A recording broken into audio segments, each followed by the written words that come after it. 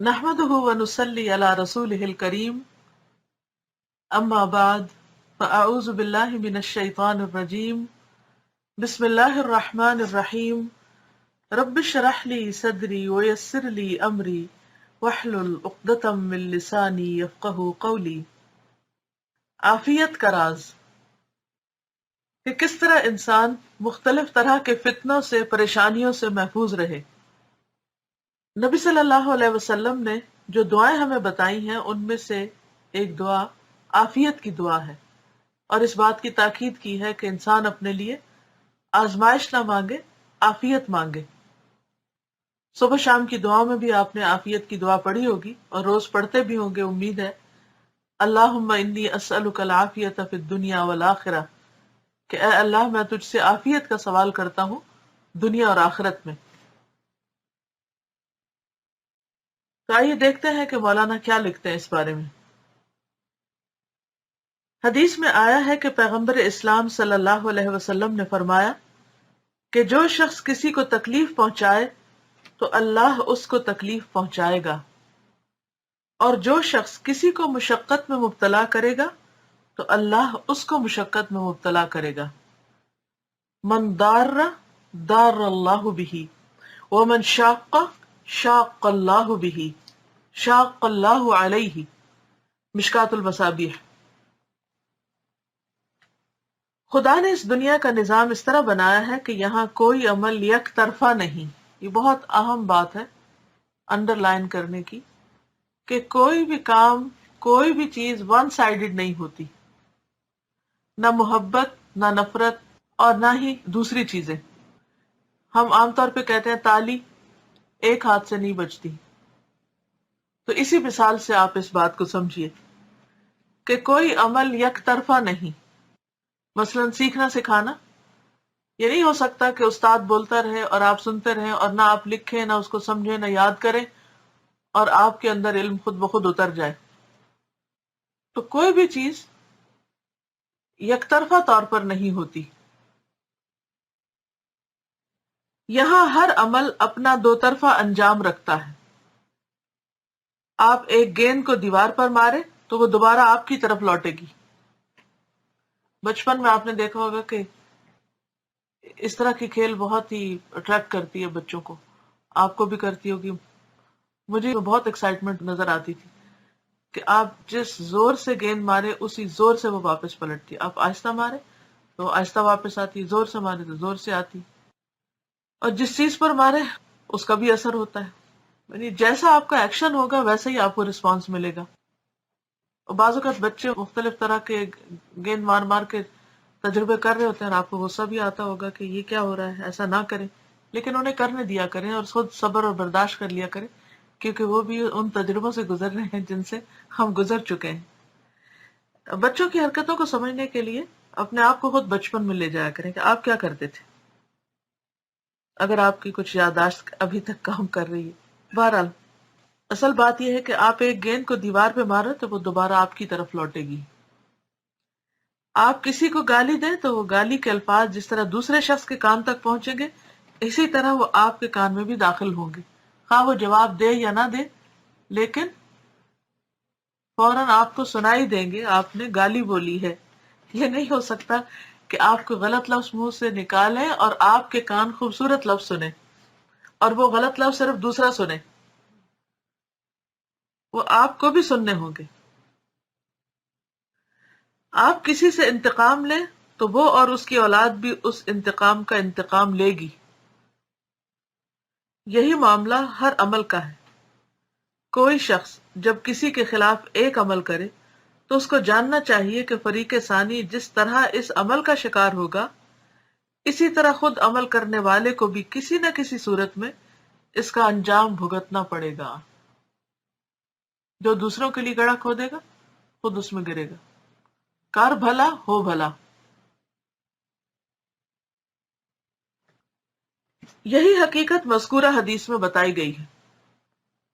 اس سنگین حقیقت کا تعلق ہر انسان سے ہے۔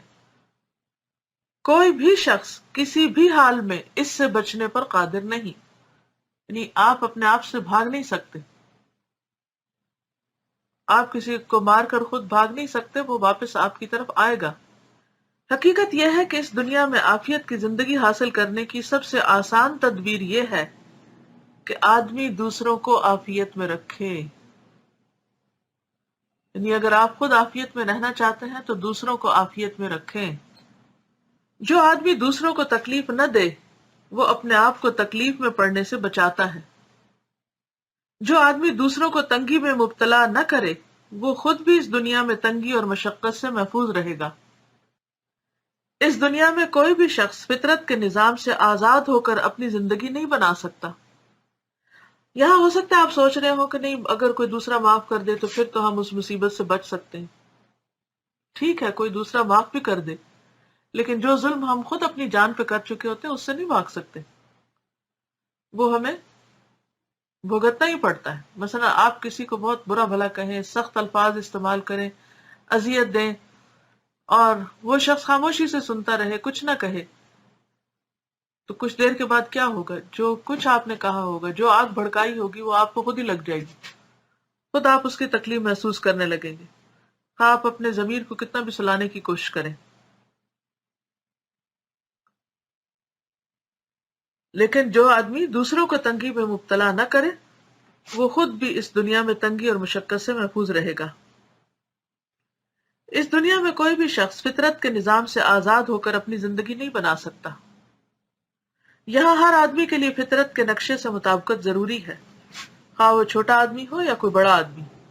یہاں فطرت کے نقشے سے مطابقت کا نام کامیابی ہے اور فطرت کے نقشے سے انحراف کا نام ناکامی ہے۔ اسلام فطرت سے الگ کوئی طریقہ نہیں۔ اسلام دراصل فطرت ہی کے ابدی اصولوں کا انسانی زندگی پر انطباق ہے۔ یعنی اللہ تعالیٰ نے کچھ ایسے اصول بنائے جو کائنات میں رکھ دیے، جن پر اس کا نظام چلتا ہے، خود ہمارے اندر بھی رکھ دیے، اور پھر پیغمبروں کے ذریعے ان کو ری انفورس کیا اور ہدایت دے کر ہمیں صحیح راستہ دکھایا۔ اور ہماری عملی زندگی کچھ ایسے اصولوں کے ساتھ بندھی ہوئی ہے کہ جس سے فرار ممکن نہیں۔ یہ جو لا آف نیچر ہیں، جن کو لا آف نیچر ہم کہتے ہیں، ان سے کوئی بھی چیز، خواہ وہ انسان ہو یا باقی مخلوقات ہو، بھاگ نہیں سکتے۔ مثلا آگ جلاتی ہے تو وہ جلاتی ہے، یہ نہیں ہو سکتا کہ اگر آپ آگ بھڑکائیں تو وہ آپ کو نہ جلائے۔ تو بات یہ ہے کہ اگر انسان اپنے لیے بھلا چاہتا ہے تو اسے چاہیے کہ وہ سراپا خیر خواہی بن جائے، سراپا خیر بن جائے، اور اگر وقتی طور پر کسی غلط فہمی سے کسی کی طرف سے تکلیف پہنچے بھی تو کیا کرے؟ فوری طور پر اس کی جگہ بھلائی شروع کر دے، اور انشاءاللہ انسان خود بھی بھلائی پائے گا۔ اگر آپ چاہتے ہیں کہ آپ کو کچھ ملے تو آپ دینا شروع کر دیں۔ اگر آپ چاہتے ہیں، مثلا آپ چاہتے ہیں آپ کو عزت ملے تو آپ عزت دینا شروع کر دیں۔ اگر آپ چاہتے ہیں کہ کوئی آپ سے نرمی سے بات کرے تو آپ نرمی سے بات کرنا شروع کر دیں۔ اگر آپ چاہتے ہیں کہ کوئی آپ پر رحم کرے تو آپ دوسروں پر رحم کرنا شروع کر دیں۔ بہت سے لوگ جب کسی کے خلاف کوئی کمپلینٹ لے کر آتے ہیں تو عموماً یہ کہتے ہیں کہ میں تو بہت اچھا کرتی ہوں لیکن دوسرا شخص ہی میرے ساتھ برا ہے۔ لیکن اس وقت ہم یہ بھول جاتے ہیں کہ کہیں نہ کہیں ہم بھی کچھ گڑبڑ کر رہے ہوتے ہیں جس کا ہمیں خود بھی احساس نہیں ہوتا۔ تو اللہ تعالیٰ سے دعا کریں کہ اللہ تعالیٰ ہمیں وہ آنکھ دے، وہ نظر دے کہ جس سے خود ہم اپنی غلطیوں کو جان سکیں۔ اور بعض اوقات کوشش کے باوجود بعض چیزیں نہیں درست ہوتی ہیں تو وہ بھی دراصل ہمارا امتحان ہوتی ہیں، تو اس کوشش کو ختم نہ کریں۔ جیسے نبی صلی اللہ علیہ وسلم کو مکہ میں بہت زیادہ مخالفت کا سامنا کرنا پڑا، لیکن آپ نے ان کے ساتھ کوئی برائی نہیں کی، اپنی کوشش جاری رکھی، اور ایک وقت آیا کہ وہ آپ کے جانی دشمن آپ کے دلی دوست بن گئے۔ قرآن بھی یہی کہتا ہے نا، ادفع باللتی ہی احسن فاذا الذی بینک وبینہ عداوۃ کأنہ ولی حمیم۔ اب قرآن کی بات غلط تو نہیں ہو سکتی، لیکن اس کے لیے ہمیں اس نتیجے تک پہنچنے کے لیے ہم کو صبر چاہیے، انتظار چاہیے۔ آپ خیر کا کام کرتے جائیں، بھلائی کرتے جائیں، اور انشاءاللہ وہ بھلائی ایک دن آپ کی طرف ضرور لوٹے گی۔ ان اللہ لا یضیع اجر المحسنین، وآخر دعوانا ان الحمد للہ رب العالمین۔